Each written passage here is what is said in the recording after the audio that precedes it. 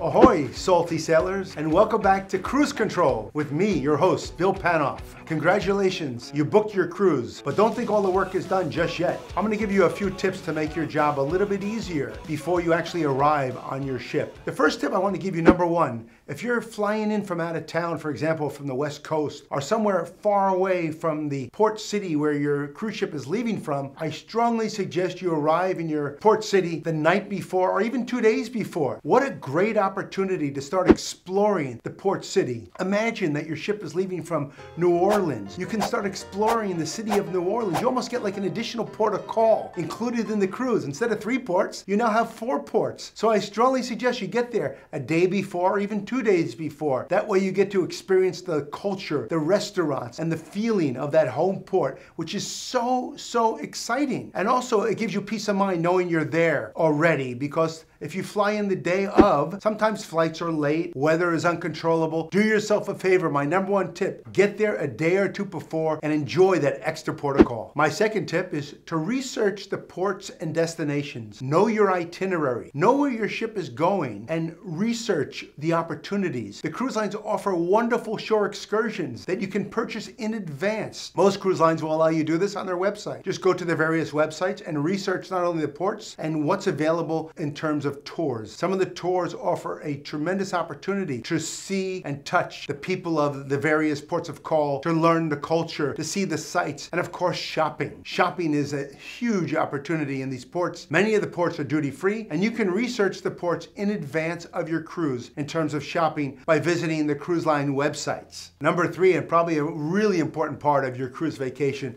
is food. It's really important that you research the restaurants that are available on your ships. Some of these cruise lines have alternative restaurants. Some of them have 15, 16 different opportunities to eat. There's so much food on board. That's the old joke that a guest paid $2,000 for the cruise and they ate $2,000 worth of food. So you need to get there early because the restaurants are limited in size and capacity, and you want to make sure you can experience all that the cruise line has to offer. You can book your restaurants pre-cruise via the websites of the various cruise lines. So I suggest you do that, and that way you'll have a chance to experience all the varieties of culinary delights available on the variety of cruise lines that you will be sailing on. The fourth tip I have for you is to budget yourself accordingly. Many people on a cruise ship obviously like to drink, and many of the cruise lines have been really smart about offering drink packages for alcohol and non-alcoholic drinks. So if you're traveling with a large family, it may be best to look at the drink packages offered by the cruise lines. So number 1, it could be more affordable for you, and number 2, it allows you to budget in advance what you're going to be spending on board your ship. So in terms of budget, affordability, drink packages are something you should research. Most of the cruise lines sailing today offer them.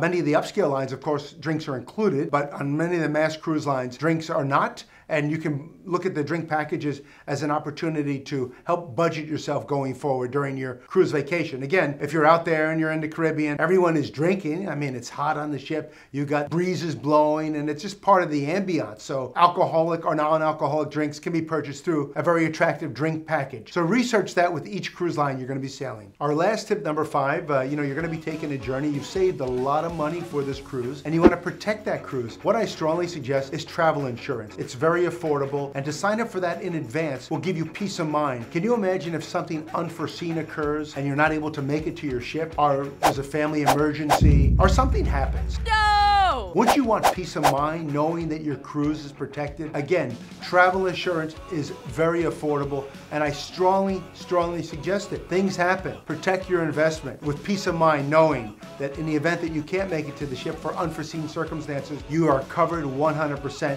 and you can reschedule your cruise for a later date. So my last tip, travel insurance, 100%.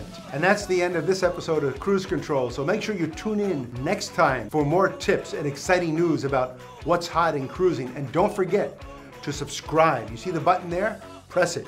Beep. Just press that button. Beep. And you can subscribe to this channel. We have so much exciting content coming in the months ahead. So make sure you stay in and watch me, Bill Panoff, on Cruise Control. Bon voyage.